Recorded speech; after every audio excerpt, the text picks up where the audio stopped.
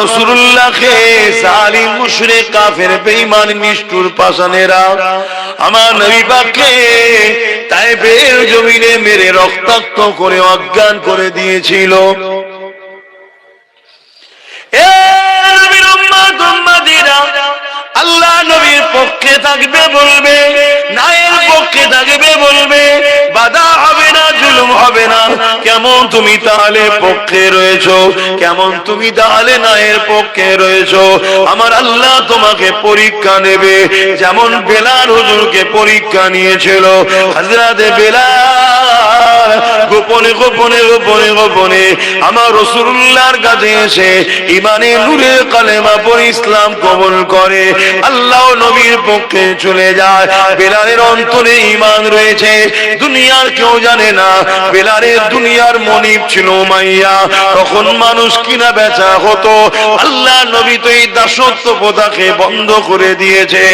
এ যুবকেরা, তরুণেরা, উমাইয়া কানে এমন করে আল্লাহ বেলালের খবর পৌঁছে দিল। বেলালের পরীক্ষা শুরু হয়ে গেল। বেলালকে উমাইয়া ডেকে জিজ্ঞাসা করতে লেগেছে, এ বেলাল, শুনলাম নাকি তুমি আমাদের দল ছেড়ে দিয়ে মুহাম্মদ রাসূলুল্লাহ দলে চলে গেছো। ওই সময় বেলাল চিন্তা করতে লেগেছে, আমি যদি সত্য কথা বলি এ জালিমরা আমাকে মেরে দেবে। আইন বলে কিছু ছিল না, ইনসাফ বলে কিছু ছিল না, মানবতা বলে কিছু ছিল না। আজ তুমি আমি চুপ থাকার দরুন আজও তোমার আমার সমাজ থেকে আইন বলে আর কিছু নেই, মানবতা বলে আর কিছু নেই, ইনসাফ বলে আর কিছু নেই, বিচার বলে আর কিছু নেই। আইনের গলাতে শাসকের জুলুমের বেল্ট পরিয়ে দিয়ে তাকে গলা টিপে রেখে দেওয়া হয়েছে। এর জন্য দোষী তুমি আমি। কেন চুপ থাকার জন্য অন্যায় মাথা ছাড়া দিয়ে দিয়েছে। এ যুবকেরা, তৈরি হও, প্রস্তুত হও, জুলুমকে মিটাতে হবে, নয় তোমার আমার বাচ্চারা বাঁচতে পারবে না। এই বাপ হয়ে সন্ত্রাস মুক্ত সমাজ গড়ো, জুলুম মুক্ত সমাজ গড়ো। তোমার বাচ্চার জন্য একটা ইনসাফ ইনসানিয়াতের সমাজ তৈরি করে রেখে যাও। আজও সময় আছে, তোমার আমার সংখ্যা এখনো অনেক রয়েছে। যদি আজ না জাগো, কাল তুমি জাগবে, কিন্তু আর উপায় থাকবে না। বুঝছেন তোমার কথা?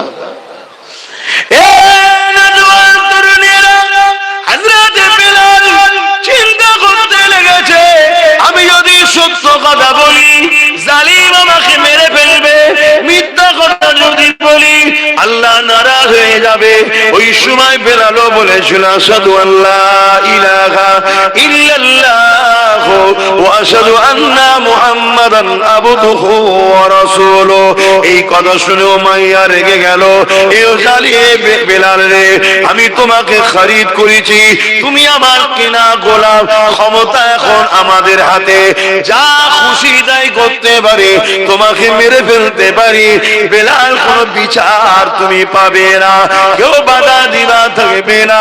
হযরতে বেলাল বলেছিলেন, আমাকে যিনি বানিয়েছে তিনি আমাকে গরিব করে পরীক্ষা নিচ্ছে, আমাকে কৃতদাস করে পরীক্ষা নিচ্ছে। আর তোমাকেও যিনি বানিয়েছে তোমাকে ক্ষমতা দিয়ে পরীক্ষা নিচ্ছে। তুমি সেই স্রষ্টাকে ভুলে গিয়ে জালিম হয়ে গেলে, সেই স্রষ্টাকে ভুলে গিয়ে অত্যাচারী হয়ে গেলে। আর আমি বেলাল গরিব হতে পারি, আমার মালিক আমার অন্তরে রয়েছে, আমার রাসূল আমার অন্তরে রয়েছে। আমি বেলাল আল্লাহ রাসূলের জন্য আল্লাহর পরীক্ষায় হাসতে হাসতে জীবন দেয়া পছন্দ করি। তথাপিও তোমাদের সঙ্গে গিয়ে শান্তি সাম্রাজ্য নিতে, তোমাদের সঙ্গে গিয়ে ধন দৌলত নিয়ে আরাম আয়েশের জিন্দেগি চাই না। কারণ এই দুনিয়া দুদিনে আমি বেলাল আল্লাহ রাসূলকে হৃদয়ে রেখেছি। দুনিয়ার কোন ক্ষমতা নাই আমার হৃদয় থেকে আল্লাহ রাসূলকে বার করে দিতে পারবে।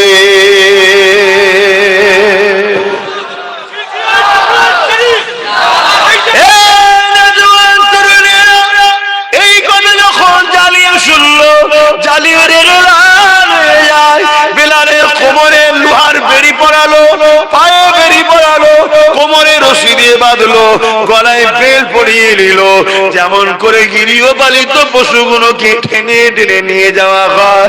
আরে গরিব বেলাল, হাবশী দেশের বেলাল, আমার রাসূলুল্লাহ দিওয়ানা, আল্লাহর দিওয়ানা, তাকে এইভাবে টেনে টেনে নিয়ে গিয়ে মক্কার বাজারে হাজির করলো। ভিড় জড়ো হয়ে গেল। ভিড়ের সামনে লোহাকে আগুনে দিয়ে গরম করে বেলালের ঠোঁটে মুখে ছ্যাঁকা দিতে লেগেছে। যে ছ্যাঁকার জন্য বেলালের ঠোঁট ফেটে গিয়েছিল, ঠোঁট পুড়ে গিয়েছিল, তাই হযরতে বেলাল তুতলা হয়ে গিয়েছিল। বেলালের ঠোঁটগুলো, জিভগুলোকে পোড়াতে লেগেছে। এই অবস্থা তো বেলাল এই জবান দিয়ে বলতে লেগেছে, লা ইলাহা ইল্লাল্লাহু মুহাম্মাদুর রাসূলুল্লাহ।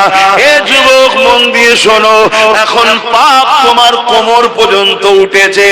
এখানে যদি তুমি দাবিয়ে পায়ের তলায় নামাতে না পারো, এই পাপ আগামী দিন তোমার বুক পর্যন্ত উঠবে, এই পাপ আগামী দিন গলা পর্যন্ত উঠবে। একটা দিন আসবে এই জালিম শাসকরা তাদের প্রশাসন দিয়ে তোমাদের ঘরের কোরআনকে ব্যান করবে। এই জালিম শাসকরা একটা দিন আসবে প্রশাসন দিয়ে তোমাদের বাড়ির মেয়েদেরকে উঠিয়ে নিয়ে যাবে, বাজারে তাদেরকে নিলামে তোলা হবে।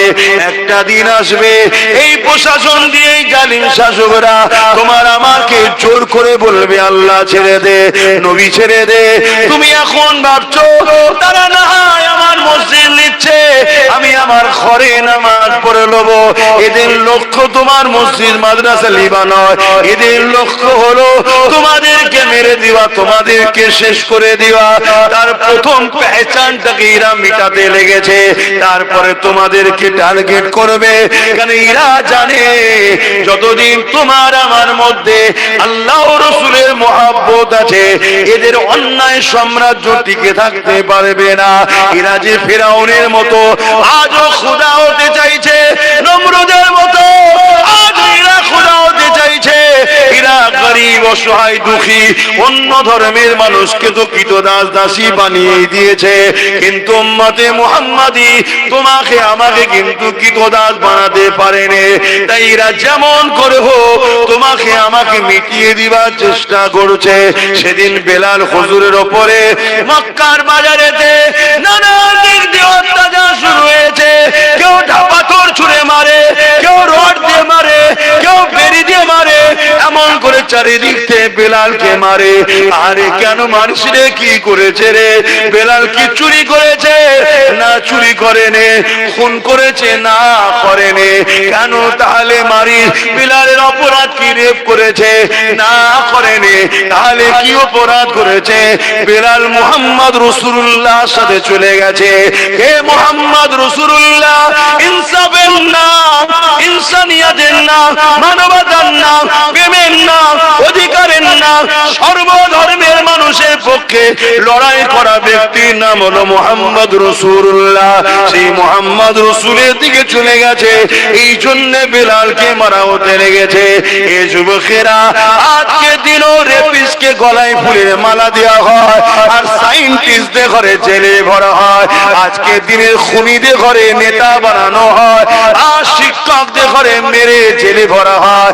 আজকে দিনও এই যুবকেরা, তরুণেরা দেশদ্রোহীদের ঘরে ফুলের মালা দেওয়া হয়, আর দেশ প্রেমিকদের ঘরে আতঙ্কবাদী বলে জেলে ভরা হয়।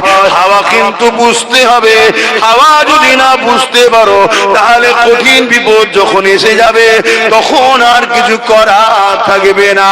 তাই তোমাকে আমি উম্মতে মুহাম্মাদী হিসাবে তোমাদেরকে বুঝিয়ে দিয়ে যাই, পরিবর্তন হও, দিন থেকে শিক্ষা নাও, রাসূল থেকে শিক্ষা নাও, ইসলাম থেকে শিক্ষা নাও, যুগে যুগের ইতিহাস থেকে শিক্ষা নাও।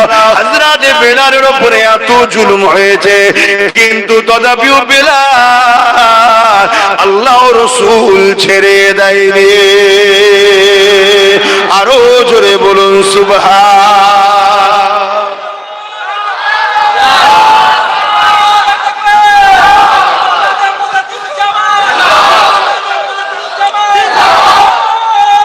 আল্লাহ, আমার ভাইয়েরা, আমার আলোচনায় অসুবিধা হচ্ছে আপনাদের? শুধু মনে হয় না এত সব রয়েছে, কেউ কিছু বলছে না। এই ছেলেটা যেখানেই আসে শুধু এসব কথা বলে, এসব কথা বলে, এসব কথা বলে।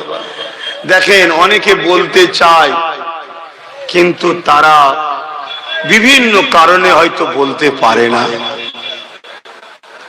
কথা বুঝে আসছে? কিন্তু আমার আলোচনার বিরোধী কি কেউ করে?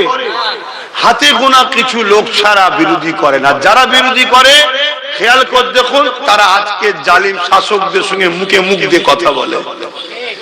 তাই তারা বিরোধী করার পিছনে কারণ হলো শাসকের থেকে তুলা পায়, টাকা পায়, ভাতা পায়, মাল পায়, এজন্য তারা বলে। না হয় যে কথাগুলো আমি আপনাদের শেখাচ্ছি, বোঝাচ্ছি, জানাচ্ছি, এটা অতি হাকিকাত, অতি বাস্তব কথা বলছি। প্রথমে একটা ফুসকুড়ি হয়, আপনি ভাবলেন ফুসকুড়ি তো একটু চুলকে দিলেন কি, তারপরে সেটা দেখবেন একটু বড় আকার নেয়, একটু লাল টাইপের হয়, একটু ভেতরে কি সাদা মতো জমছে, আপনি সেটাকে টিপে বার করে দিলেন, আবার একটু বড় আকার নেয়। তারপরে বলছে, ডাক্তার বলছে এটা ফোড়া মনে হচ্ছে, হতে পারে, ঠিক আছে গরম পানিতে পরীক করো। আবার গরম পানিতে পরীক করছেন, নানা রকম জিনিস বেরোচ্ছে, কিন্তু আস্তে আস্তে ওর বার কিন্তু কমছে না, এলাকা বড় নিচ্ছে। লাস্টে যখন ডাক্তারের কাছে যান তখন ডাক্তার বলে এ তো জন্ডিস, ক্যান্সার হয়ে গেছে। শুনছেন কি বলছেন? তা চুলকোতে খুব ভালো লাগে, কিন্তু ওই চুলকোনায় একদিন ক্যান্সারে পৌঁছে দেয়।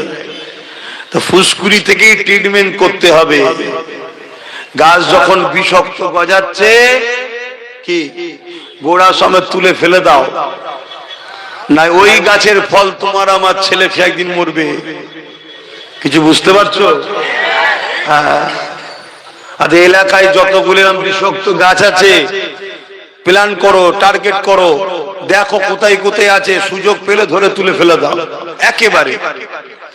কথা বুঝে আসছে না? নাই গোড়া সমেত তুলবে, যাতে কোনো না শ্বাস টাস আর বার করতে পারে, একদম শেষ করে দাও। কথা শুনছেন আমার? হ্যাঁ, আর আমি দায়িত্ব নিচ্ছি, কোনো পাপ হবে না, পুরো দায়িত্ব নিয়ে বলে যাচ্ছি, কোনো পাপ নেই। কথা কিছু বুঝে আসছে না? না হাই দেখেন, আমার কথাই মনে হচ্ছে হুজুর কি বলছে। আল্লাহর জাত পাকের কসম করে বলছি, যার কুদরতি হাতে আব্বাস সিদ্দিকীর জান আছে, তার জাত পাকের কসম করে বলছি, কোনো পাপ হবে না। কথা কিছু মাথায় ঢুকলো?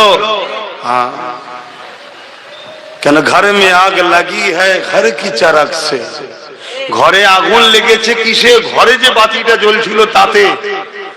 আজ আমার ধর্মের ক্ষতি আমার কওমের ভেতরের গাদ্দারদের জন্যই হচ্ছে।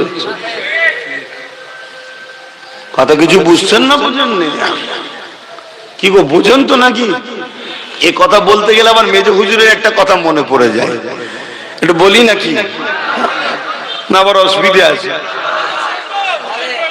কি গো মুরব্বী, কি বলছো, অসুবিধা আছে? মেজ হুজুর পীর কেবলা বাংলাদেশে জলসায় গেছেন। বাংলাদেশে তো ঠান্ডা বেশি, তাল মিশরি নিয়ে যেতেন। তাল মিশরি খেলে খুব খুব খুসখুস করে কাশি গলে না, তাল মিশরি খেলে ভালো হয়ে যায়। এখন আর সেগুলো আছে কি জানি না, আগে সব অরিজিনাল পাওয়া যেত, এখন সব ভেজাল। নেতা ভেজাল তো আর মাল ভেজাল হবে না, এর কি মানে আছে? নেতা ভেজাল হওয়ার জন্যই তো মাল ভেজাল হয়ে যাচ্ছে, সব তো ওখান থেকেই চলছে। তো ওই সময়ে ওই তালমিশরি শুধু চুরি হয়ে যাচ্ছে। মেজ হুজুর বলছে, বাবা আমি সফরে এসেছি, এক দেশে পাওয়াও যায় না, কোথা ঠান্ডা ঠান্ডা লেগে যাবে, কারা খাচ্ছিস রে বাবা? সবাই বলে হুজুর আমি জানি না, হুজুর আমি জানি না। মেজ হুজুর বললেন, যে চোর ধরে দেবে তাকে একটা গোটা ফাইল দেবো। ব্যাস, সবাই চোখ বন্ধ করে আছে, ঘুমোই নেই, ধরতে পারলেই গোটা ফাইল পাবো। এ নাই ঝেড়ে ঝুড়ে একটু একটু করে খাচ্ছি, গোটা ফাইল হয়ে যাবে। একদিন যাই আর চুরি হয়নি, দুদিন যাই চুরি হয়নি, 3 দিন যাই চুরি হয়নি, চতুর্থ দিনে একজন লোভ সামলাতে পারে না, ভাবছে সব ঘুমোচ্ছে, সুরসুর করে যে যেই খেতে গেছে, আর ধরে ফেলেছে তো, বলছে হুজুর চোর ধরে ফেলেছি, কে এদিকে নিয়ে আসো। এসেছে, কি গো বাবা তুমি তো বলতে পারো যে হুজুর একটু খাবো, তা বললাম নুকে নুকে খাই। বলছে হুজুর আমি সত্যি বলছি, হুজুর আমি কোনোদিন খাইনি, ভাবছিলাম সবাই ঘুমোচ্ছে আজকে একটু খেয়ে নি। আমি বুঝে উঠতে পারিনি হুজুর, আমি সাদামাটা লোক, একদম কি লোক, সাদামাটা লোক, বুঝে উঠতে পারিনি। হুজুর জিজ্ঞেস করছে ছেলে পুলে কটা? বলছে 5টা। বলছে সাদামাটা লোক তো 5টা ছেলে হলো কি করে? বোঝার ব্যাপার আছে। তাহলে এই জন্য আমি জিজ্ঞেস করছি, বুঝতে পারছেন নাকি? সব বোঝে, আর এই জায়গাটা যদি না বোঝো তাহলেই তো দুঃখ নাকি? হ্যাঁ, সব বোঝে, সব জায়গায় বুঝতে জানে, লাভ লুসকান সব বোঝে। আর দিনের বেলায় বলছো, ইসলামের বেলায় বুঝতে পারছো নি, তাহলে তো সমস্যা হবে নাকি? হ্যাঁ, আমার আওয়াজ বুঝতে পারছেন? হ্যাঁ, বুঝে। আল্লাহ পরীক্ষা নেবে, কঠিন কঠিন পরীক্ষা আসবে। যেমন আজ উম্মতদের জন্য ভয়ানক পরীক্ষা। একদিকে বিজেপি সরকার হুমকি দিচ্ছে মুসলমানদের তাড়িয়ে দেবো, এনআরসি করবো, এটা করবো, ওটা করবো, মোল্লাদেরকে মেরে দাও, কেটে দাও, হ্যান করো, ত্যান করো। অপরদিকে আবার যাকে ভালোবেসে আমরা দল করেছিলাম সেও আবার বিজেপির আইনকে মেনে নিয়েছে। করেছো না? করেন। তাহলে কোন কঠিন পরীক্ষায় এসে গেলাম বলো? একদিকে না হয় ওর জ্বালা এর সাথে ছিলাম, কি ওর জ্বালাতেই ছিলেন তো নাকি? আবার ওর সাথে হাত মিলিয়ে দিয়েছি। দেখুন কত কঠিন পরীক্ষা। পরীক্ষা না পরীক্ষা না? হ্যাঁ। আবার কালকে দেখবেন অনেকে বুঝাবে, এই ওরম করতে যাসনি, বিজেপি চলে আসবে, এলে দাঁড়িয়ে রাখতে পারবি নি, টুপি পরতে পারবি নি, তাড়িয়ে দেবে। এটাও একটা পরীক্ষা। কত কঠিন কঠিন পরীক্ষায় আমরা পড়ে যাচ্ছি, দেখছেন? এসব পরীক্ষা আল্লাহ। এবারে ওই বান্দা কামিয়াবি হবে যে বান্দার মাথায় এটা যাবে, আমরা বিজেপিকেও ভয় করি না, এর উপরও আশা করি না, আমরা ভয় করি আল্লাহকে, সাহায্য চাই আল্লাহর কাছে। জোরে বলুন সুবহানাল্লাহ। ওই বান্দা দুনিয়াতেও কামিয়াবি হয়ে যাবে, আখিরাতেও কামিয়াবি হয়ে যাবে। জোরে বলুন সুবহানাল্লাহ। কথা বুঝে আসছে তো নাকি? কিন্তু সেই ঈমান আমরা রাখতে পারবো? আমরা তো ধৈর্যরা হয়ে যাব। এমন ভাবে আমাদের ব্রেনকে ওয়াশ করা হবে। কোথা থেকে? দেখা যাবে মসজিদ থেকে ব্রেন ওয়াশ হচ্ছে। এমন ভাবে ওয়াশ হবে কোথা থেকে? বড় বড় সব দরবার থেকে ওয়াশ হবে। আপনি ভাববেন কি করা যায়, কি করা যায়। হায় হায় হায়। এজন্যই তো আল্লাহ নবী বলেছেন, আখিরি জামানা আমার উম্মতদেরকে যেন 1400 হিজরি দেখতে না হয়।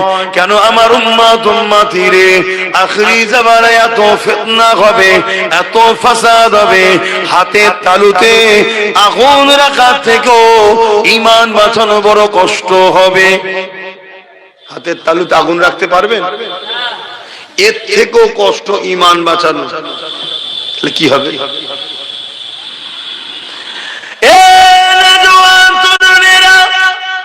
একদিকে যদি আমরা কেন্দ্র সরকারের দিকে যাই তাও আমাদের ঈমান চলে যাবে। কেননা সে জালিম আমার মসজিদ মাদ্রাসার বিরুদ্ধে ওয়াকফ কালাকানুন তৈরি করেছে, অর্থাৎ সে ইসলামের বিরুদ্ধে, মসজিদ মাদ্রাসার বিরুদ্ধে। তার দিকে কোন মুসলমান যদি যায় সেখানেও ঈমান চলে যাবে। অপর দিকে আজ আমরা কোন দিকে যাব? এই রাজ্য সরকার সেও কেন্দ্র সরকারের আইনকে মেনে নিয়েছে না লাইনে। আল্লাহ নবী জানিয়ে দিলেন মুসলিম শরীফের হাদিস, অন্যায় দেখলে হাত দিয়ে রাখো, যদি হাত দিয়ে রুখতে না পারো মুখ দিয়ে প্রতিবাদ করো, যদি মুখ দিয়ে প্রতিবাদ করতে না পারো অন্তর থেকে ঘৃণা করে দূরে সরে যাও। অন্তর থেকে ঘৃণা করে যারা দূরে সরে যাবে তাদের মধ্যে ঈমান আছে, কিন্তু ঈমানটা হলো বড় দুর্বল। বুঝতে পারছেন? তাহলে অন্যায় দেখলে মুসলমান ইমানদারের জন্য 3টে নমুনা যেন পাওয়া যায়। 3টের মধ্যে কোনটা যদি নমুনা না থাকে ওই মুসলিম নরনারীর ঈমান নাই। আর যার ঈমান নাই সে কবর থেকে শুরু করে প্রতিটা মঞ্জিলে আযাব আযাব আযাব আযাব, সবশেষে সারা জীবনের জন্য জাহান্নাম। আর ঈমান যদি থাকে, পৃথিবী পরিমাণ যদি গুনাহ করে ফেলে, আযাব খেটে খেটে খেটে খেটে একদিন না একদিন জান্নাত যাবে। তাহলে ইমানের প্রয়োজন আছে না নাই? কিন্তু রাসূল বলছেন অন্যায় দেখলে হাত দিয়ে রুখে দাও। যদি হাত দিয়ে রোকার ক্ষমতা তোমার না থাকে, মুখ দিয়ে প্রতিবাদ করো। মুখ দিয়ে যদি প্রতিবাদ করার ক্ষমতা না থাকে, তাহলে অন্তর থেকে ঘৃণা করে দূরে সরে যাও। তাও যদি না করে তুমি অন্যায়ের সঙ্গে সাথ দাও, রাসূলুল্লাহর হাদিস অনুযায়ী তোমার ঈমান নাই। শুনছেন তো নাকি? অসুবিধা হচ্ছে?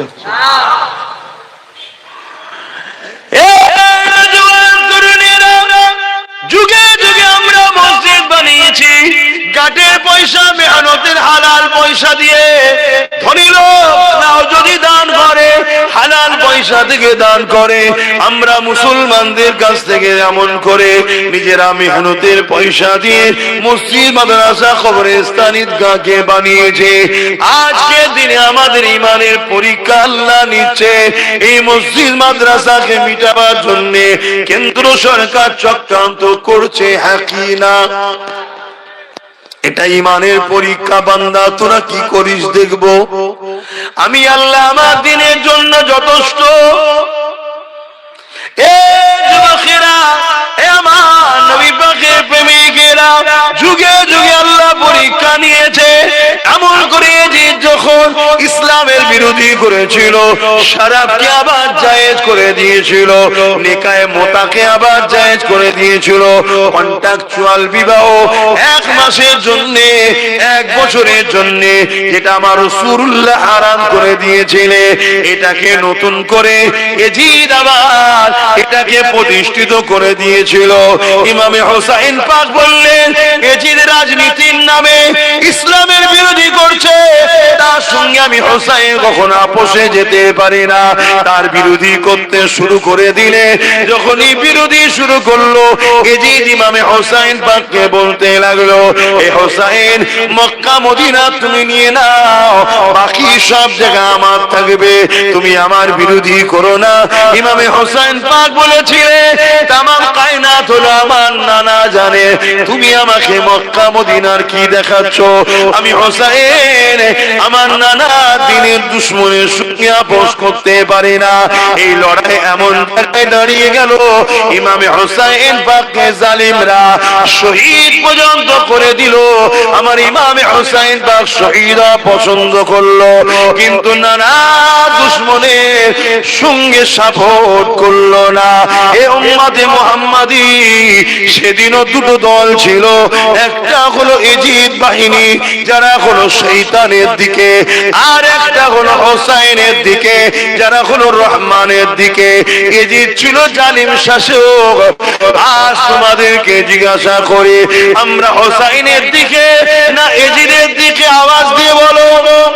হোসাইনের দিকে যদি হও, আজকাল শয়তানের পক্ষে জালিম শাসক যারা রয়েছে, এরা হলো আজকের এজিদ। এদের সঙ্গে সাথ দিয়ে হোসাইনি দাবি করলে হয় না, এদের বিরুদ্ধে লড়াই করে জীবন দিয়ে প্রমাণ করতে হবে আমরা হোসাইনি মৃত্যুকে ভয় করি না।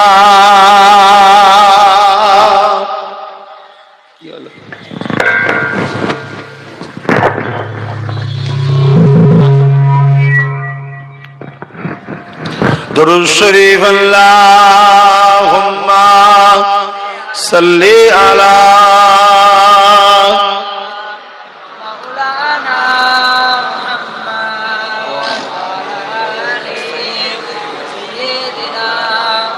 मौलाना मुहम्मद। बारे बारे भाबी एका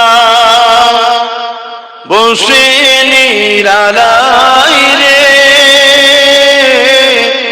পাখিগুলি উড়ে যেতাম সোনার মদিনায় রে, সোনার মদিনায় রে। বুলবুলিরা কোথা যাও, উড়ে যাও কোথায় রে, আমার সালাম পৌঁছে দিও নবী নবীজি রোজায় রে বারে বারে ভাবি একা বসে নিরালায় রে পাখি হলে উড়ে যেতাম সোনার মদিনায় রে সোনার মদিনায় রে রহম করো ও গো আল্লাহ ও দয়াময় রে পাই যেন নবীর সাবাত নবী মুস্তাফায় রে নবী মুস্তাফায় রে বারে বারে ভাবি একা বসে নিরালায় রে পাখি হলে উড়ে যেতাম সোনার মদিনায় রে সোনার মদিনায় রে আল্লাহুম্মা সাল্লি আলা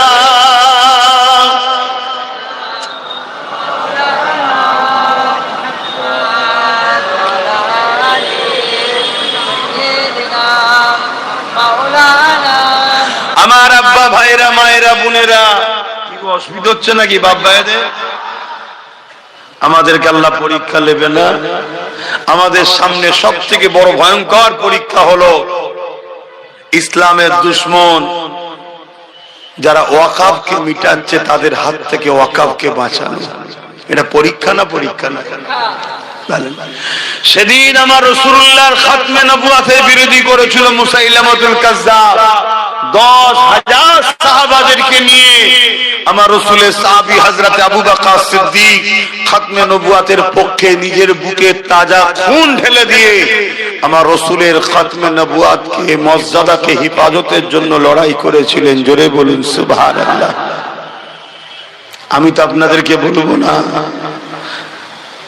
আমরা যদি শুধু ঐক্যবদ্ধ হয়ে যেতে পারি একতা হয়ে যেতে পারি প্রতিটা গ্রামে গ্রামে যদি আমরা নিজেরা এক হয়ে যাই যে আমাদের কেউ দুশমন নাই কেউ বন্ধু নয় ওয়াকাফের যে দুশমন তারা আমাদের দুশমন আমাদের দুশমন হিন্দু আদিবাসী দলিত খ্রিস্টান মতুয়া এদের বিরুদ্ধে আমাদের লড়াই নয় আমাদের লড়াই যারা আমার মসজিদকে মিটাতে চাইছে মাদ্রাসা কবরস্থান ঈদগাহকে মিটাতে চাইছে আমাদের লড়াই তার সাথে তাই তো নাকি তো বলো আল্লাহর ঘর মসজিদ মাদ্রাসা ওয়াকাফকে বাঁচাবার জন্য লড়াই করার দরকার আছে না না কারা লড়াই করতে রাজি আছেন একটু সাক্ষী দেন লম্বা করে হাত তোলেন আলহামদুলিল্লাহ কেউ হাত তুলতে বাকি নেই তো আল্লাহ কবুল করেন আল্লাহ জান্নাত নসিব করে বলুন আল্লাহুম্মা আমিন মনে রাখবেন আমাদের আব্বা জান ইব্রাহিম আলাইহিস সালামকে আল্লাহ আগুনে ফেলে পরীক্ষা নিয়েছিল জানেন তো ইতিহাস বিশাল এক আগুন একটা বিশাল গ্রাম এলাকা নিয়ে এত বড় এলাকায় আব্বা জান ইব্রাহিম আলাইহিস সালামকে নমরুদ আগুনে ফেলছে চরকিতে তুলেছে কেন কাছে যে ফেলতে পারছে না চরকি ঘুরিয়ে দূর থেকে টেনে ফেলে দেবে এমন সময় জিবরাইল সাল্লাম এসে চরকি ধরে ফেলেছে আর এদিকে আগুনে পড়ার টাইমে আব্বাকে জিজ্ঞেস করা হচ্ছে যে আপনাকে কোনো হেল্প করব হযরত ইব্রাহিম সাল্লাম বলেছিলেন আমার আল্লাহ আমাকে পরীক্ষা নিচ্ছে আমি যে বলিছি আল্লাহকে ভালোবাসি কতটা ভালোবাসি ইব্রাহিম পরীক্ষা নিচ্ছে আমার আল্লাহ আমাকে বাঁচাবার জন্য যথেষ্ট জোরে বলুন সুবহানাল্লাহ হে মুসলমান নবীর উম্মত তোমাদেরকে বাঁচাবার জন্য আল্লাহ যথেষ্ট নয় তাহলে অনেক মুনাফিক মুসলমান এসে বলবে যে তোমাদেরকে বাঁচাবার জন্য মমতা যথেষ্ট বলবে না যারাই বলবে জানলে এরা মুনাফিক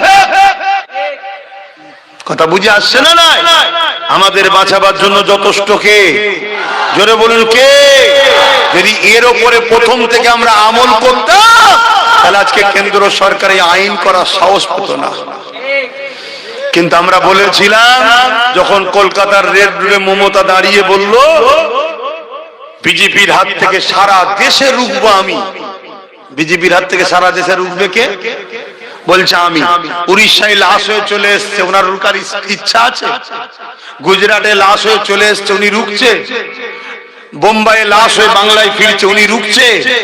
একটা কোন পিএম সিএম এর সঙ্গে ফোন করেছে কোন রাজ্যের?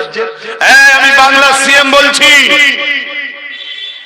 আমি জানি ইডির সামনে থেকে ফাইল চুরি করা লোক আমি, খুব সাবধান।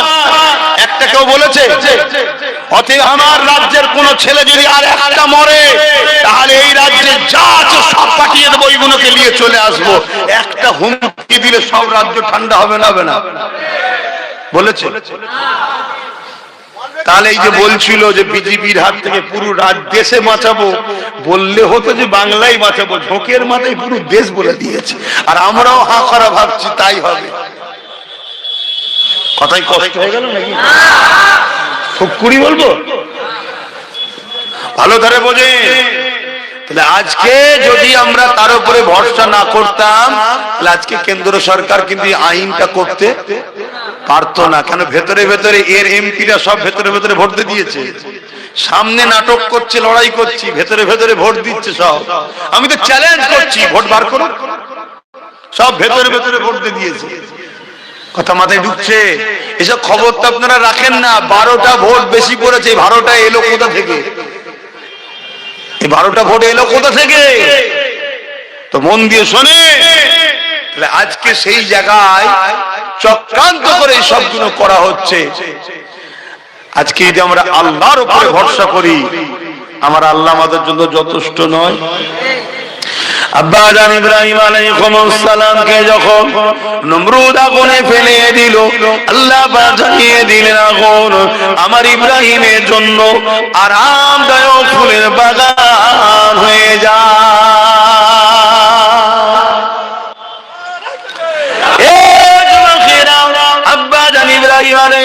সালামকে দুনিয়া সবাই দেখছে আগুনে ফেলেছে, কিন্তু আগুনের ভিতরে আল্লাহ ফুলের বাগান তৈরি করেছে।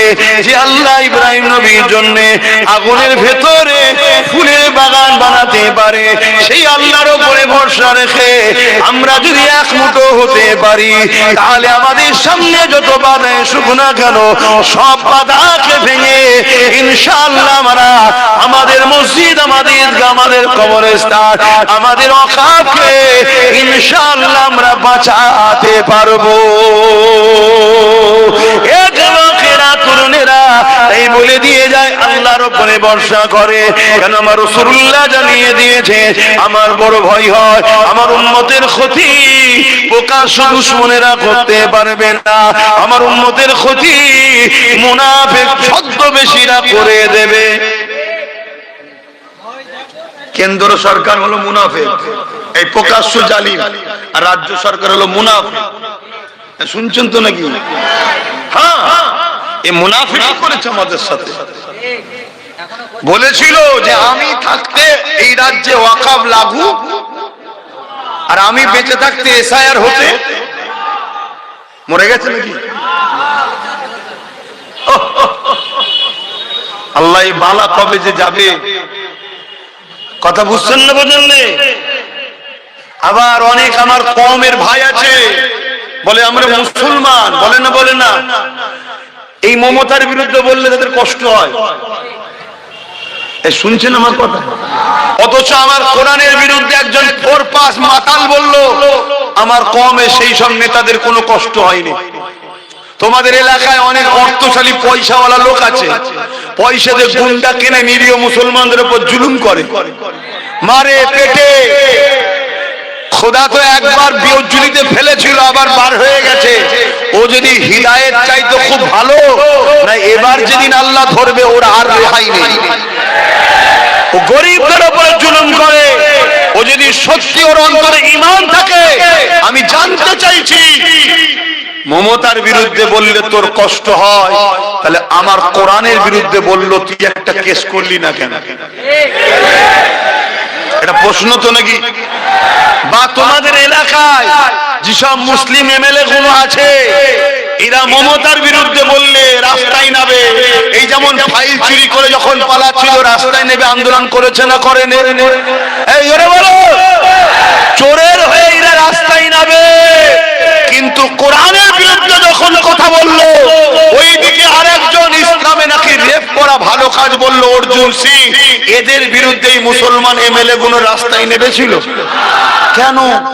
কারণ এদের সঙ্গে ইসলামের কোন সম্পর্ক নেই, এরা মুসলমানকে ধোঁকা দিবার জন্য মুসলমান সেজে আছে। কারণ এই টিকিট গুলো মুসলমানদের পাওয়া, এখানে যদি নওশাদের মতো ইমানদার জিতে যায় তাহলে তো অসুবিধে হয়ে যাবে। এই 2 নম্বর মুসলমান গুলোকে জিতবো এদের ভোটে, কাজ করব ইসলামের বিরোধীদের হয়ে। এটা তো পরিকল্পনা। বোঝো আমার কথা কি কষ্ট লাগছে? আমার তো সিধা কথা, আমি ধর্ম প্রচারক, আমি ইসলামের প্রচারক। আমার প্রশ্ন, তুই মুসলমান? হ্যাঁ মুসলমান। মুসলিম অধ্যুষিত এলাকায় দাঁড়িয়েছিস, তোকে আমার ভোটটা দিয়ে জিতিয়ে কি লাভ হলো? আমার কোরআনের বিরুদ্ধে যে বললে একটা কেস করলি না, তাহলে কাল যে কোরআনের বিরুদ্ধে বলার জন্য তার বিরুদ্ধে যদি তুই কেস না করিস, কাল মুসলমানকে যখন মিথ্যা এনআরসি দিয়ে বা মিথ্যা ভাবে মুসলমানকে মারবে, মনে হয় এরা আমাদের হয়ে লড়বে?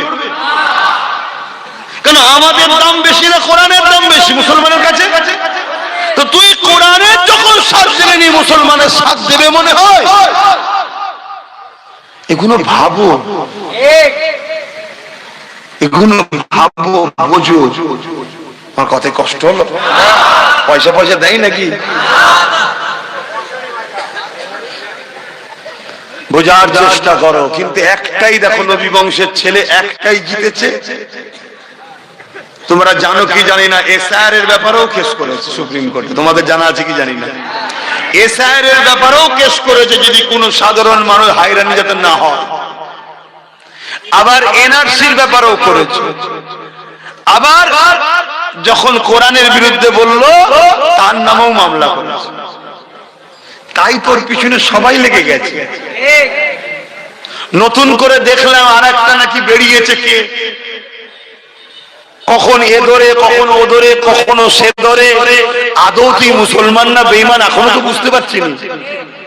কেন? কখনো মন্দিরেও দেখা যায়, কখন মসজিদেও দেখা যায়। দেখা যায় না? যায় না? হঠাৎ করে বলছে আমি মুসলিম দরদি হয়েছি, তো ভালো কথা, ভালো কথা, মুসলিম দরদি হওয়া তো ভালো। কিন্তু এসেই বলছে আমাকে হুজুর হতে হবে, আমাকে ইমাম বানাও। এই কথা শুনছেন না শুনেননি? একটু সন্দেহ আছে। হ্যাঁ, অতএব বেশি লাফালাফি করা ভালো নয়, একটু দেখে শুনে হাত ধরা দরকার। কি? কেন আমরা এমন একটা জায়গায় দাঁড়িয়ে আছি, ভুল হাত ধরে ফেললেই চুলোতে ডাইরেক্ট গিয়ে পড়বে। আছো কোথায়? করাতে। আছো কোথায়? করাতে। কষ্ট না আরাম? উঠতে হবে না? হবে না? কিন্তু ওঠো, এমন লোকের হাত ধরে ওঠো সে যেন তুলে তোমাকে ডাঙাই না ভাই। এমন লোকের হাত ধরতে যাওনি, ধরে নিয়ে যে কড়া থেকে। আমি কি বলছি বুঝছো তো? আচ্ছা, এত বুঝাই কেন জানো? তোমাদেরকে ভালোবাসি, রসুল পাক তোমাদেরকে ভালোবাসে, তাই। তোমাদেরকে যদি আমি ভালোবাসি, আমার বিশ্বাস নবী আমাকে শাফাআত করবে, তাই। তোমাদেরকে ভালোবাসি, দাদা হুজুরের রুহানি আওলাদ তোমরা, তাই। না কি দরকার আছে? দুটো প্লেন কথা বলে দিলে আমার তো দাওয়াত আরো বাড়বে রে বাবা, ঠিক তো নাকি? আমার জলসায় বাধা হয় না? হয় না? কত বাধা। কখন এ ডাকছে ফোন করে, এদিকায়, ও বলছে এদিকায়, ও বলছে এদিকায়, এ বলছে 5 লাখ টাকা দিয়ে দিচ্ছি, পুরো হুজুরের সেটআপ আমি এনে দেবো, ওইটাকে বাদ দে দে। বাবা, তোদের আবার হুজুরের সেটআপও আছে?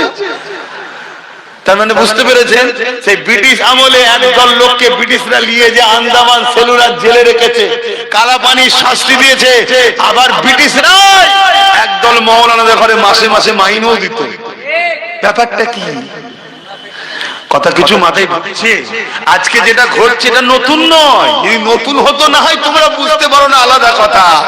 তোমরা একটু পিছনে যাও না, ব্রিটিশদের পিছনেও যাও।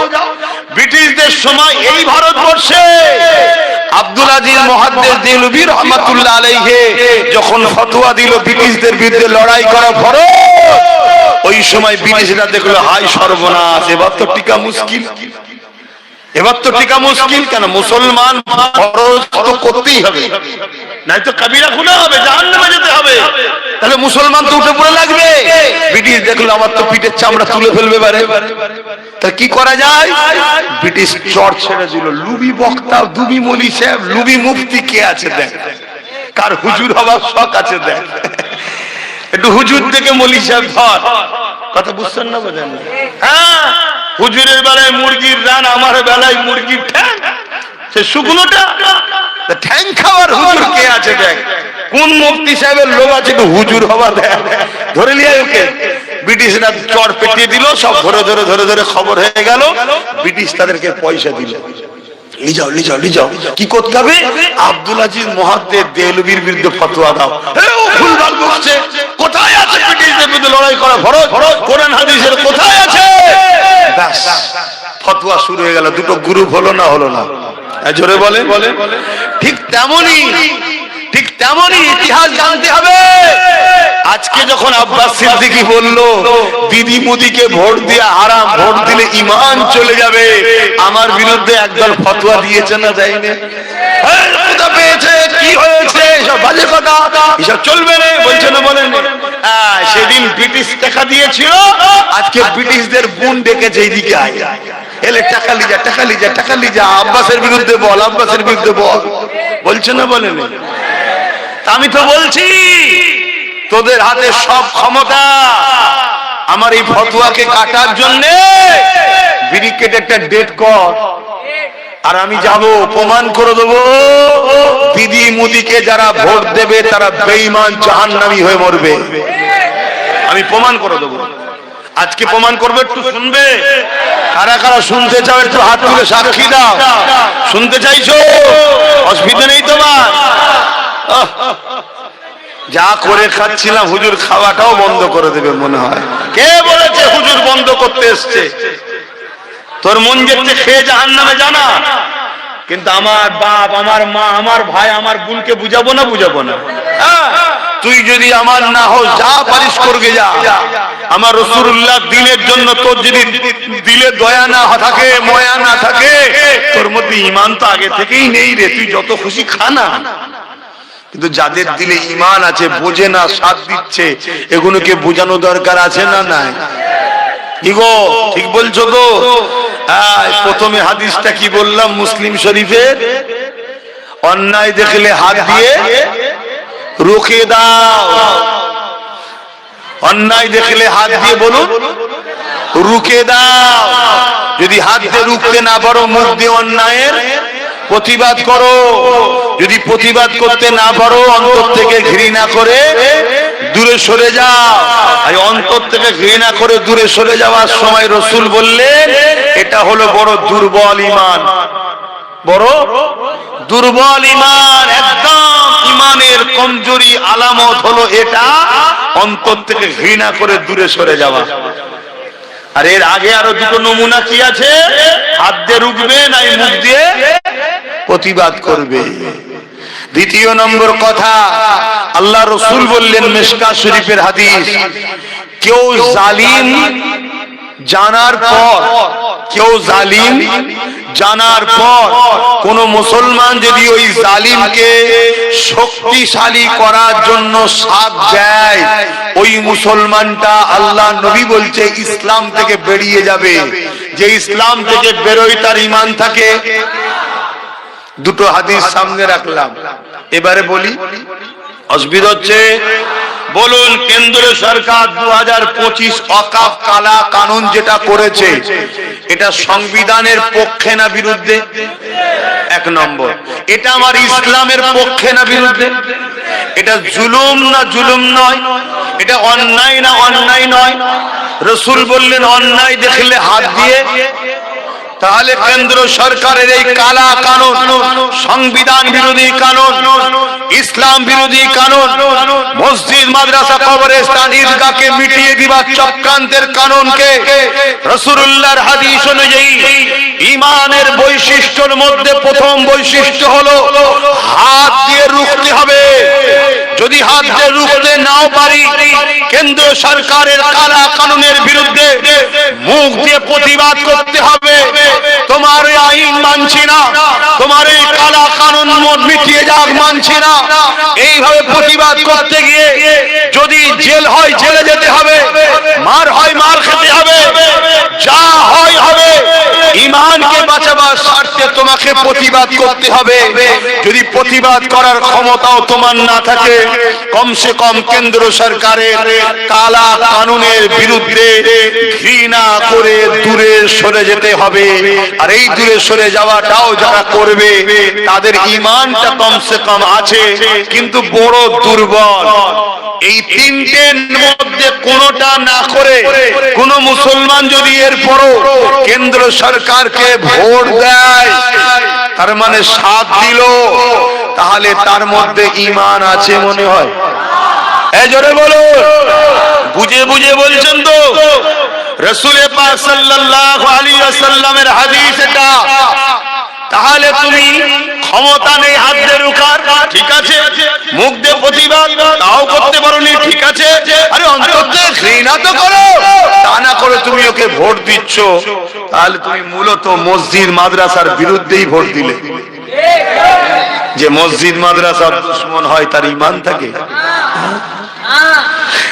ঠিক এই কথাটা প্রথম বলেছিলাম। তারপরের কথা হলো এটা, বুকে হাত দিয়ে বলো কেন্দ্র সরকারের বিরুদ্ধে আন্দোলন করব, আর রাজ্য সরকার বলবে দিল্লি গিয়ে আন্দোলন করো, আমি সব থেকে বড় দুশমন হব। এবং অনেক মুসলিম ছেলে আন্দোলন করার জন্য কেস দিয়েছে। তাহলে এই রাজ্য সরকার এটা ঠিক করছে না অন্যায় করছে? রাজ্য সরকার বলছে কোরআন শেষ হয়ে যাবে, আমার উন্নতি শেষ হবে না, এই কথাটা ঠিক বলছে না অন্যায় বলছে?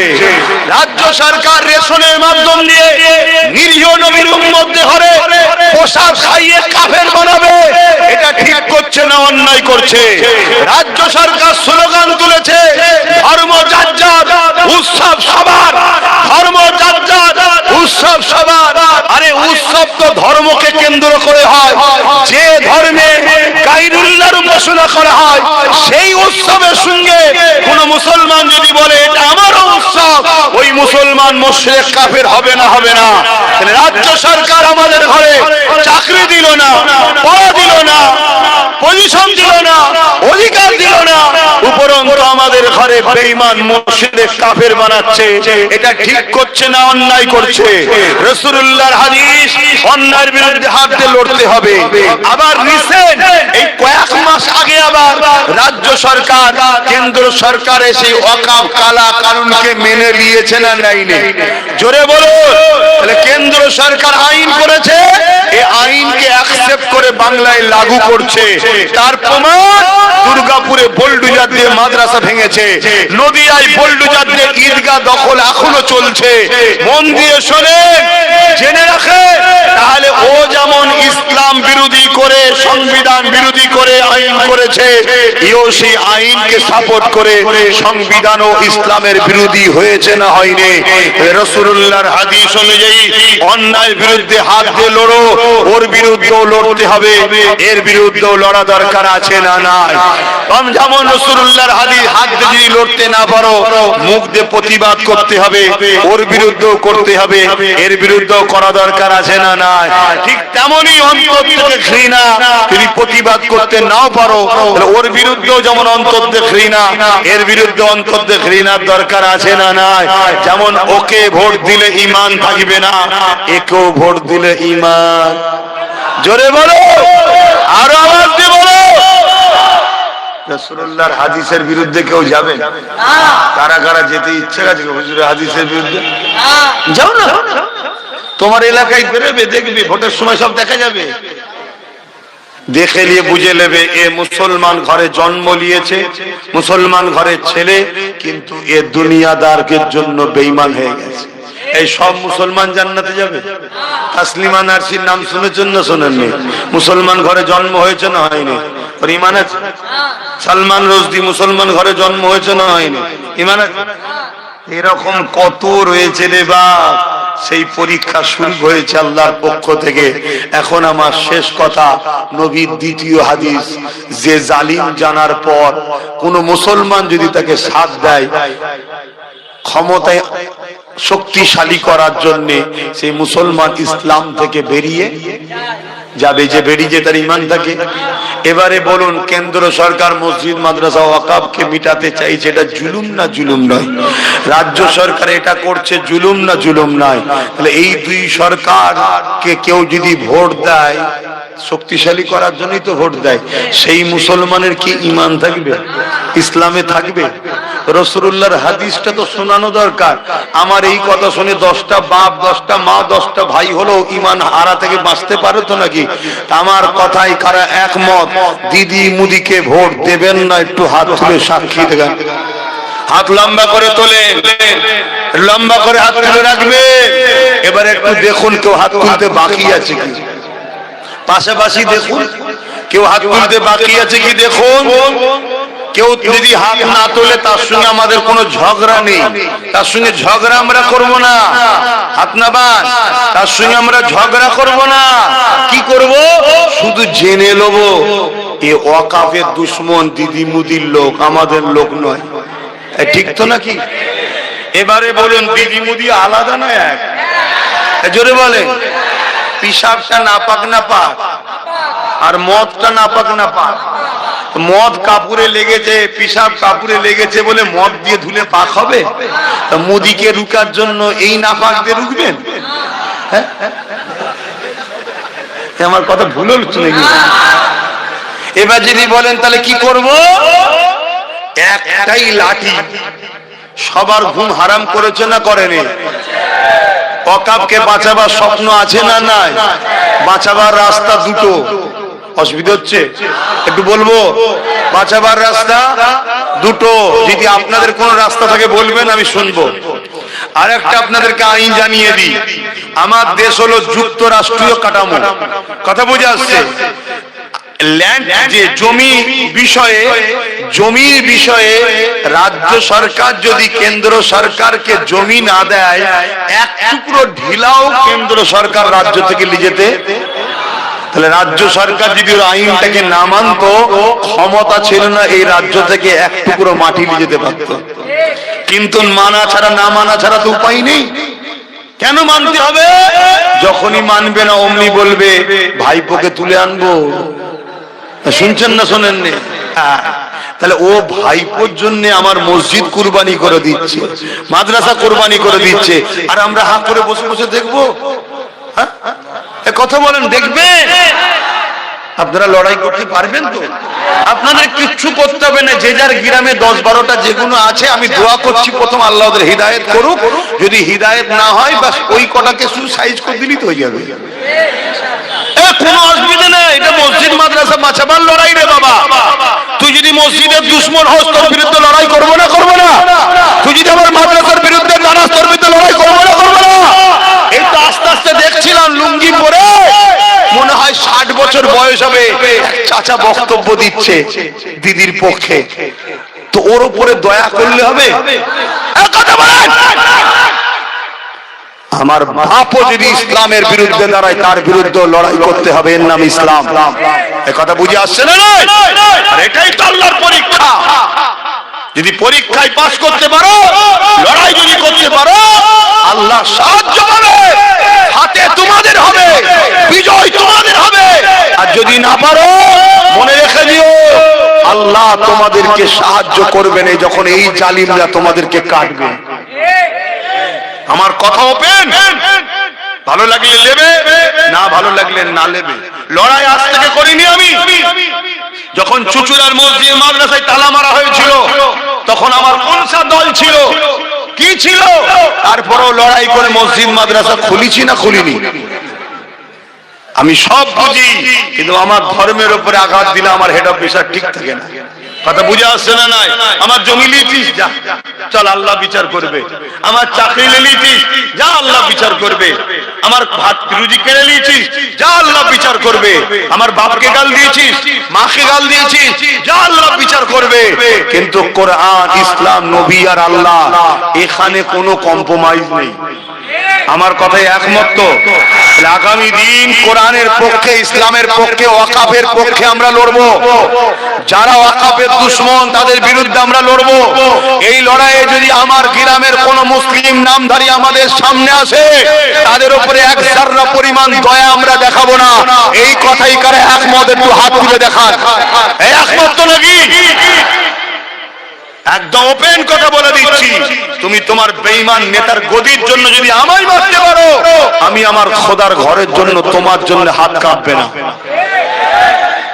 এই কথা কি আমার বলা ভুল হয়ে গেল? তোমার চোর, বেঈমান, খুনি, সন্ত্রাস নেতার জন্য তুমি যদি মুসলিম ছেলেকে মারতে পারো, মুসলিম মা বোনদের ঘর ভাঙতে পারো, জুলুম করতে পারো, আমার আল্লাহ নবীর ঘরের জন্য তোমাকে সাইজ করতে আমার হাত। জোরে বলো, অন্তরের মধ্যে ময়া। এখন বলুন আপনি কি বলছেন? মুসলমান আব্বাস লাগাচ্ছে তো নাকি? আল্লাহ নবী যখন মক্কা শরীফে ইসলামের প্রচার করলো, ওই সময় মক্কার মুশরিকরাও বলেছিল যে মুহাম্মদ তুমি যা করলে ঘরে ঘরে সব লেগে দিলে। আল্লাহ নবী বললেন তোমরা আসো তাওহীদের দিকে, সত্যের দিকে, তাহলেই তো সব ঠিক হয়ে যায়। কথা মাথায় ঢুকছে না? আমরা কারো মন্দির ভাঙতে যাচ্ছি, গুরুদুয়ার ভাঙতে যাচ্ছি, গির্জা ভাঙতে যাচ্ছি, কারো ঘর দখল করছি, ভাইপোর বাড়ি দখল করছি না, কেন দখল করতে যাব? কিন্তু বারবার আমাদেরটাই দখল করা হচ্ছে না, হয়নি? আমাদের উপরেই জুলুম হচ্ছে না, হয়নি? তাহলে আমি ডিফেন্স করব না? তোমরা পারবে তো ইনশাআল্লাহ? সেদিন ফেরাউনের দিকে সৈন্য ছিল, মুসা নবীর দিকে আল্লাহ ছিল। সেদিন নমরুদের দিকে সৈন্য বাহিনী ছিল, মুসা ইব্রাহিম নবীর দিকে আল্লাহ ছিল। সেদিন এজিদের দিকে রাজ পাওয়ার সৈন্য ছিল, আমার হোসাইনের দিকে আল্লাহ ছিল। সেদিন এই হিন্দুস্তানে আমার গরিবের নওয়াজ আর জালিম বাদশার সাথে লড়াই হয়েছিল। জালিমের দিকে সৈন্য সামন্তর অর্থ, ম্যান পাওয়ার সব ছিল, আমার গরিবের নওয়াজের দিকে আল্লাহ ছিল। বিজয়টা কিন্তু গরিবের নওয়াজেরই হয়েছে। জোরে বলুন সুবহানাল্লাহ। ঘাবড়াবার কিছু নেই, ঘাবড়াবার কিছু নেই। আল্লাহর ঘরের জন্য যদি আমার জীবনটা যায়, নিজেকে ধন্য মনে করব। রাসূলের মাদ্রাসার জন্য যদি আমার জীবনটা যায়, আমি আব্বাস নিজেকে ধন্য মনে করব। মরণ তো আজ নাই কাল হবে রে বাবা, ঠিক তো নাকি? আর আমার মরণ যদি এখনো 10 বছর বেঁচে থাকার থাকে, তাহলে কালকে লড়াই করে মরে যাবো মনে হচ্ছে নাকি? তোমাদের ধারণা কি? প্রত্যেকটা বেগদা ছাড়া ছাড়া যদি কিছু পড়ে, তাও মরণ হবে না। কেন? বাজ পড়লো মরণ কেন? 10 বছর বাকি আছে এখন। কথা মাথায় ঢুকছে? আর মরণ যদি তোমার কপালে লিখে থাকে, তুমি ঘরের মধ্যে শুয়ে থাকবে, রাস্তা হয়তো 50 কিলোমিটার দূরে, তারপরেও দেখছো কখনো একটা গ্রামে হয়তো রাস্তা ভুলে গিয়ে মেন রোড ছেড়ে একটা লরি ঢুকেছিল ওই রাত্রে, কোনো কারণে হয়তো সেটাই তোমার ঘরের উপর জুটে পড়েছে। মানে এরকম কপালে লিখা ছিল। কথা কিছু বুঝছেন? শহরের ছেলে, এলাকায় পুকুর টুকুর কিচ্ছু নেই, গ্রামে একদিন এসেছিল, একদিনই মরে গেছে। তার মানে কপালে ছিল ওই দিন, তাই টেনে নিয়ে আসা হয়েছে। গ্রামের ছেলে, রেল লাইন আশপাশে নেই, কোনদিন রেলই দেখেনি, একদিন গেছে, একদিনই কাটা পড়ে গেছে। ঘটনা ঘটনা ওর কপালে ছিল ওইটা। অতএব বাপ, আমার কথা তাহলে বলো, ওয়াকাফ বাঁচানো দরকার তো নাকি? যদি ওয়াকাফ বাঁচাতে ভারতের মুসলমান না পারো, তোমাদের অস্তিত্ব থাকবে না, এটা মনে রেখে দেখো। এই বাঁচাবার পন্থা আমার জানা দুটো, আমি বলবো একটু। নাম্বার 1 হলো সুপ্রিম কোর্ট। কেন? যারা আইন করেছে লোকসভারও আব্বা হলো সুপ্রিম কোর্ট। কথা শুনছেন তো? হ্যাঁ, দেশের সর্বোচ্চ মাথা। সুপ্রিম কোর্ট যদি আইনকে বাতিল করে দেয়, বাতিল হবে। তো সুপ্রিম কোর্ট কি এমনি এমনি বাতিল করে দেবে? কথা বলেন, সুপ্রিম কোর্ট কি এমনি এমনি বাতিল করে দেবে? আমরা যদি ঘুমোই, সুপ্রিম কোর্ট কি বলবে? তারাও তো মানুষ নাকি? তাদেরও বউ বাচ্চা ছেলে পুলে আছে না নাই?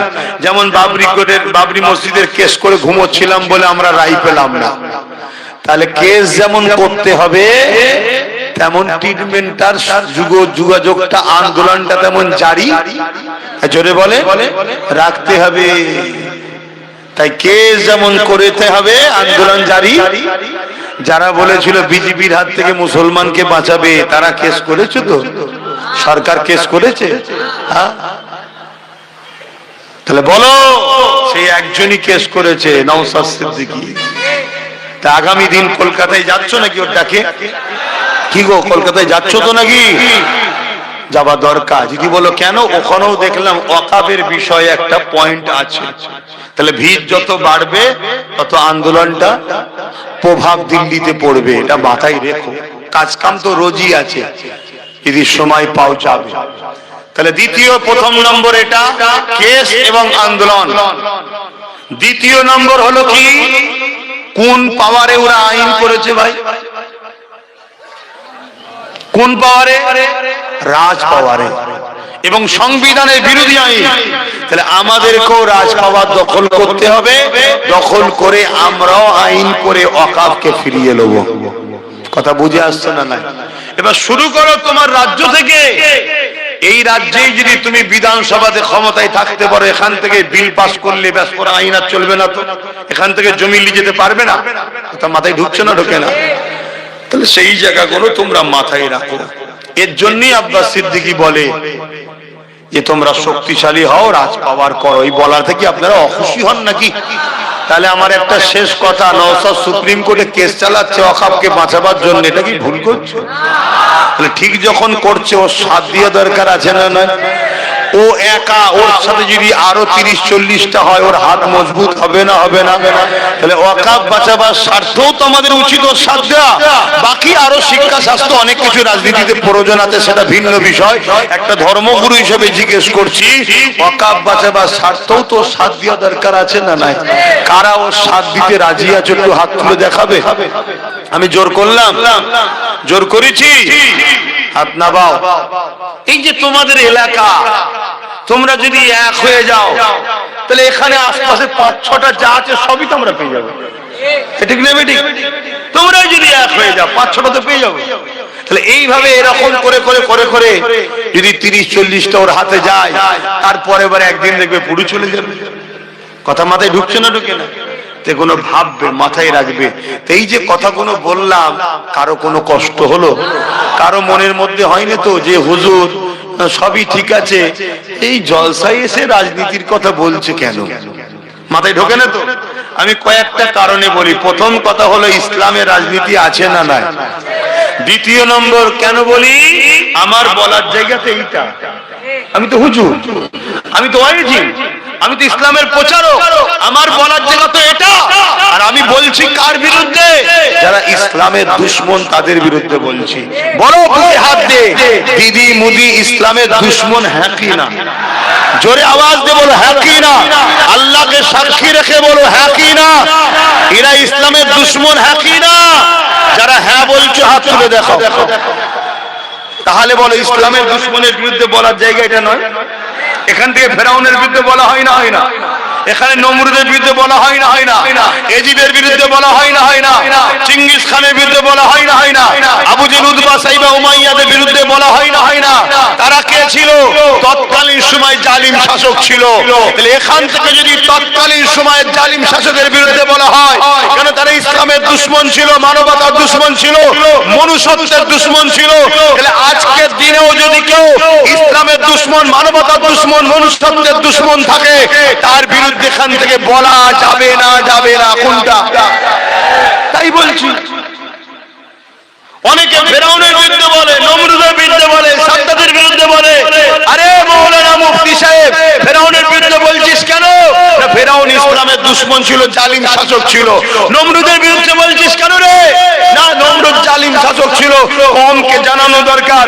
ও তাই নাকি? আবু জেলের বিরুদ্ধে বলছিস কেন? আবু জেল ইসলামের দুশমন ছিল, জালিম শাসক ছিল। এজিদের বিরুদ্ধে বলছিস কেন? এজিদ ইসলামের দুশমন ছিল, জালিম শাসক ছিল। তাই তাদের বিরুদ্ধে বলছি। শুনছেন? শুনছেন? আজকে সেই মৌলানাকে জিজ্ঞেস করো, মরা এজিদ, মরা ফেরাউন, মরা আবু জেলের বিরুদ্ধে বলছি, জেন্ত গুণের বিরুদ্ধে কে বলবে? কথা বুঝছেন না? বুঝুন। আজকের দিদি মুদি এরা কি ইসলামের বিরুদ্ধে নয়? তাহলে এরা আজকের আবু জেল, উতবা, সাইবার সাথে পার্থক্য কিছু আছে? তাহলে এদের বিরুদ্ধে কি বলবে? তা তুমি বলুনি, আমি বলিনি, কেউ বলেনি, কেউ যদি বলে তার বিরোধী করা কি উচিত হবে? বলো তোমরা আমার বিরুদ্ধে? কি গো আব্বা, মন খারাপ হচ্ছে নাকি? আমার ওই মুরব্বী বাপ পিছনে বসে আছে, ঠান্ডা লাগছে? খোলা আকাশের নিচুতে আপনাকে বসিয়েছে, জনগুলো সব খোলা আকাশের নিচেই যাওয়া দরকার। হ্যাঁ বলো আমি কি ভুল করলাম? এরপরও যদি ভুল করে থাকি মনে হয় তার সাথে আমার কোনো সম্পর্ক নেই, কিন্তু আমি আল্লাহ রসুলের পক্ষে থাকবো। কথা ঠিক আছে? আমি কাউকে চিনি না, রাজনীতি করছো করবে যাও, যখনই তোমার নেতা আমার ধর্মের বিরুদ্ধে হাত দেবে তোমার নেতাকে কিন্তু আমি ছাড়বো না। এবার তোমার নেতাকে যদি বলো আমার হাতে পাওয়ার আছে তা দেখ, তোর হাতে পাওয়ার আছে তা দেখ, ট্রাই করে দেখ না। কথা বুঝছেন না? চুলকোনা মেরে দেবে আমার আল্লাহ, চিন্তা করুনি কত চুলকোনা মেরে দিয়েছে। মুসা নবীর পিছনে পাওয়ার দেখে ছুটছিল, মেরে ফেলবো মেরে ফেলবো মেরে ফেলবো। আর লাস্টে আল্লাহ বলছে পানি এক জায়গায় হয়ে যাচ্ছে, এবার খেলটা দেখি একবার, ব্যাস শুধু চোখ করে উঠছে, একবার চোখ করে নিচে ঢুকছে। কে? পুরো ফেরাউন বাহিনী নীল নদে চুবিয়ে চুবিয়ে আল্লাহ ডুবিয়ে ডুবিয়ে মেরে দিয়েছে। নমরুদ সর্বনাশ, কি পাওয়ার, পৃথিবীর রাজা, দাদাগিরি মানে বলছে আল্লাহর সঙ্গে যুদ্ধ করব। আলেমকে বসে কি কথা? আমি তো জানি না, আমি জানি আমি না না না এর কথা বলে না, এটা আদর্শ না, এটা আদর্শ না। উনি যদি দাদা খুজির আওলাদ হতো আর আমি যদি ওই জায়গায় বসে থাকতাম, পরের কষ্টটাকে নিজের মনে করে দেখতে হয়, কথা মাথায় ঢুকছে, এটা আদর্শ না। তো যাক যাক, আমি অনেক কিছু বললাম, কেউ কষ্ট পেলেন তো যাক যাক, আমি আর কথা বাড়াচ্ছি না, আপনারা আমাকে সালাম দেন। উনি দোয়া করবে, কেউ চলে যাবেন, আর আমার সঙ্গে হাতে মুসাফা কেউ করবে না। ও আরেকটা কাজ রয়েছে গো, যেটা কাজ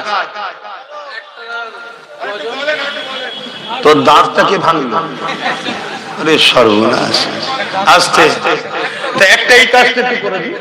শোনো বলছি বলছি, কিন্তু একটা কাজ বাকি রয়ে গেছে। কি কাজ?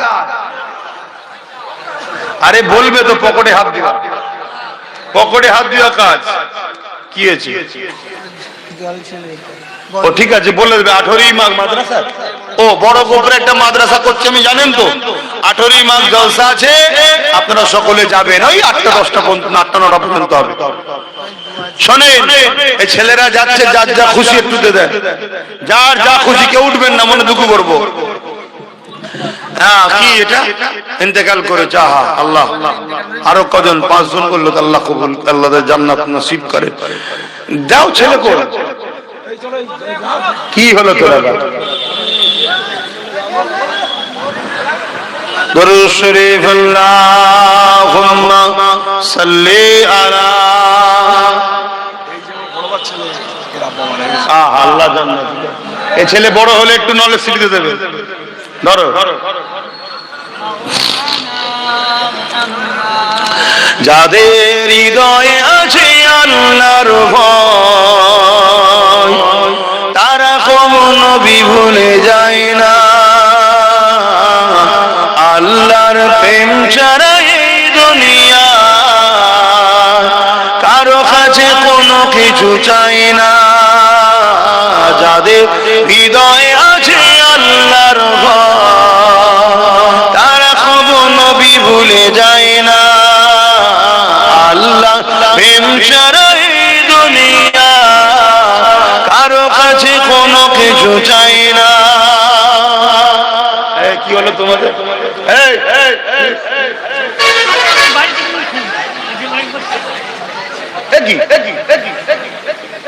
আমি তো বললাম কেউ উঠবে না, কষ্ট পাবো, আমি উঠলে কেন? কিরম ভালোবাস, বসো। তো ওনাকে তাহলে নিয়ে লেখেন দাওয়াত করে।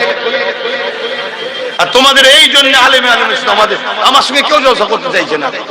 না না না, জলসা করবো না, ওনার আগে হলে হবে না। এমনি কি সমস্যা? আমি তো রাত্রি জলসা করি না, দিনে আর না হয় মানুষের চাপে পড়ে সকালে সংসারের কাজ থাকে, নলে স্ত্রীর কাজ থাকে, বাধ্য সন্ধ্যেবেলা একটা করি। এই জন্য আমার পরে নামাজ রাখি, কমিটির উচিত ছিল নামাজ পড়িয়ে দেওয়া, নামাজ পড়েলি আবার নতুন করে শুরু করা। এটা মানুষকে অপমান করা হয় না। যদি আমার সামনে উঠে চলে যেত আমার মনে দুঃখ লাগতো না? যখন আমি প্রথম জলসা শুরু করেছি আমার অনেক ছাত্রদের পরে উঠেছিলাম, এক জায়গায় তো গিয়ে দিকে একটা খোঁড়া বসে আছে, বাকি সব পালিয়ে গেছে। এমন কি খবর তোমার? বলছে আমাকে যে নিয়ে যাবে সে হুজুরের সঙ্গে দেখা করতে গেছে। আমি ওই বলো, এটা কি অন্যায় নয় বলো? এগুলো কমিটিকে বুঝতে হয়। একটা নামাজ পড়ে নিল, করে নিয়ে আবার নতুন করে শুরু হলো। ওয়াজ খুব সুন্দরই সবাই করে, কেউ খারাপ করে না, কিন্তু মানুষ এটা মুড নিয়ে বসে, আর মুডটা যখন নষ্ট হয়ে যায় না তার মেন্টালিটিটা চাপ পড়ে যায়। কথা বুঝে আসছে? আর যখন শুরু করবে 5টা লোক এসে বসলো, 10টা লোক এসে বসলো, ওই ব্যক্তিটাই এত সুন্দর ওয়াজ করবে, আগামী দিন তার ওয়াজ শোনার জন্য লোক আগে থেকে এসে বসে থাকবে। এগুলো করুনি, এগুলো ভুল। এগুলো আমি বলেছিলাম, কিন্তু তোমরা তো কথা শোনোনি, কি বলবা? তো যাই হোক, আমি আর বাড়াচ্ছি না, আমি দুঃখিত। আপনারা আমাকে সালাম দেন। ওয়ালাইকুম আসসালাম ওয়া রাহমাতুল্লাহি ওয়া বারাকাতুহু। কি কষ্ট পেলেন? এরপরও যদি কষ্ট পান আমার থেকে দূরে থাকবেন, কিন্তু আমি ইসলামের পক্ষে লড়বো। শুনছেন? আমি আমার কওমের মানুষদের জন্য লড়বো, পাশাপাশি হিন্দু, দলিত, আজমি, সাঁওতাল, বাগদি, যে কোনো অসহায় গরিব আমার দিনের যদি দুশ্মন না হয় সেই আমার ভাই বোন। সে অন্য ধর্মের, সে জবাব আল্লাহর কাছে দেবে, কিন্তু আমার ভাই বোন তারা বাপ আদমের সন্তান, মা হাওয়ার সন্তান। আসসালামু আলাইকুম। কেউ মুসাফার হাত বাড়াবেন না, বসে বসে দরুদ পড়েন। আল্লাহুম্মা সাল্লি আলা